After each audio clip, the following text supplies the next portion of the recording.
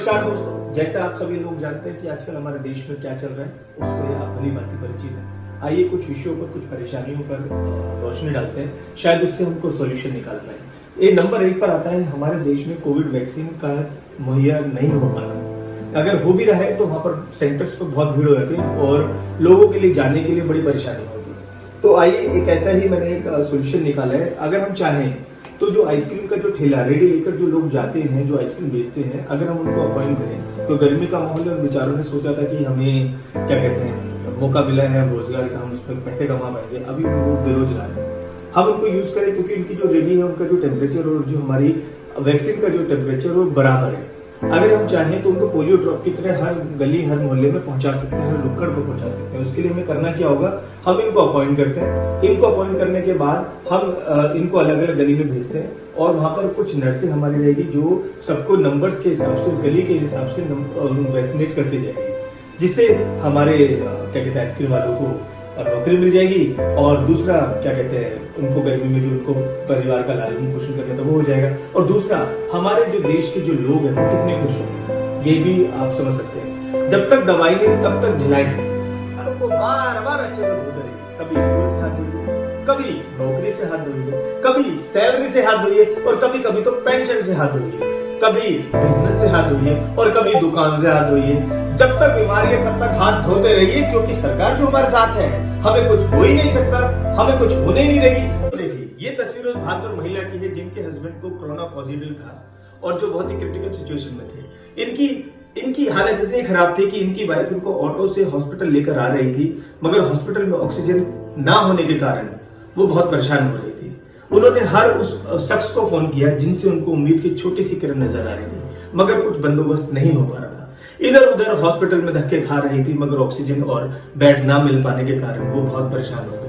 थोड़ी देर बाद उनके हस्बैंड की हालत और खराब हुई कि इनको कोरोना है। उन्होंने उस बात से परवाह ना करते हुए अपने मुख से उनको ऑक्सीजन प्रोवाइड करने की वो नाकाम कोशिश करी, जो कि शायद सिर्फ देश की महिला ही कर सकती है। जानते हुए कि उनके हस्बैंड को कोरोना है, इस बात की परवाह किए बिना उन्होंने अपने मुख से उनको सांस वो प्रोवाइड करनी स्टार्ट करी ताकि उनके फेफड़ों तक वो सांस पहुंच जाए, मगर सिस्टम के सामने उन्होंने घुटने टेक दिए और अपने हस्बैंड को नहीं बचा पाए। इस महिला के लिए इससे बड़े दुख की बात क्या होगी कि उनके हस्बैंड ने उनके ही गोद में दम तोड़ दिया। क्या ऐसा ही देश देखने के लिए हम लोग थे?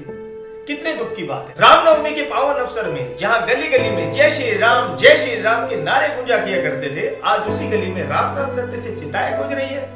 रमजान के मुक़द्दस महीने में जब लोग खरीदारी करने ईद की खुशियों के लिए निकलते थे, आज वही लोग ईद के कपड़े नहीं बल्कि कफन खरीदने निकल रहे हैं।